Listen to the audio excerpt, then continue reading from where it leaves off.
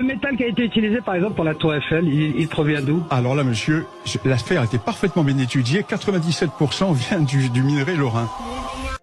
Mais afin de pouvoir honorer ses engagements de livrer les 6360 tonnes de fer d'excellente qualité en seulement 22 mois, soit 300 à 400 tonnes par mois, de juin 1887 à mars 1889, Foule Dupont a dû se tourner vers d'autres fournisseurs.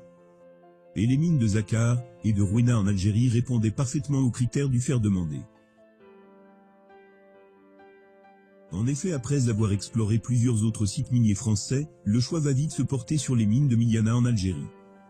Dans cette région semi-montagneuse, située entre Miliana, Orléans-Ville et Ténès, se trouvent plusieurs mines réputées pour leur fer d'excellente qualité. Gustave Eiffel a même tenu à remercier personnellement les mineurs des mines du Zakar de leur grande contribution dans la construction de sa tour, en offrant une horloge à l'école du village de Carnot. Cette horloge était toujours en place en 1962. Elle serait la seule preuve de Gustave Eiffel pour la contribution de l'Algérie à la construction de la tour Eiffel.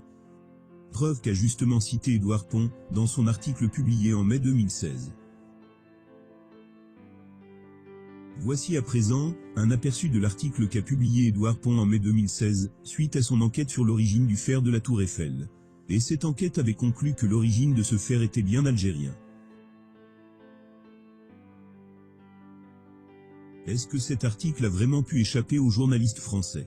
Ou bien il a juste fait preuve d'un manque d'objectivité? Car même si le fer de la tour Eiffel a vraiment été ramené d'Algérie, la véritable question qui doit être posée, c'est où est le problème? Et pourquoi cette question suscite toujours autant de polémiques? Pourquoi ne pas faire de ce joyau embellissant la ville des Lumières et universellement connu, le symbole d'une véritable réconciliation entre les deux nations?